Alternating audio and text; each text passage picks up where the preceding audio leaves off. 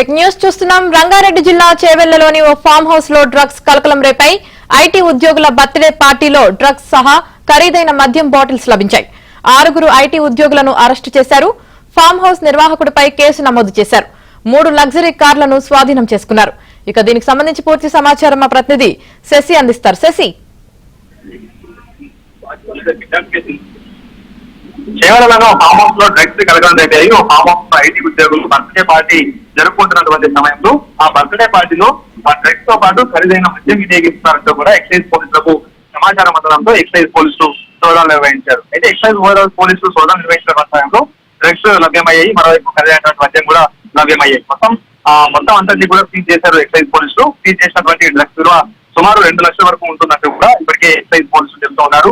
మరోవైపు ఈ birthday party కోసం వచ్చినటువంటి 6 కూడా ఇటు ఎక్సైజ్ పోలీసులు అదుపులోకి తీసుకున్నారు. 6 కూడా డ్రగ్స్ కిట్ ద్వారా పరీక్ష నిర్వహించినప్పుడు వారందరికీ కూడా డ్రగ్స్ పాజిటివ్ వచ్చినట్టుగా తెలుస్తోంది. ప్రధానంగా అభిజిత్ బెనర్జీ అనేటటువంటి ఒక వ్యక్తి, ఇతను ఐటీ ఎంప్లాయ్.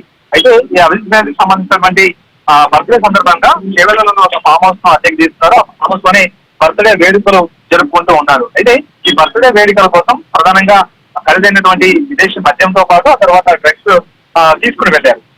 సమాచారం ఉండడంతో ఈ సోదాలు నిర్వహించారు.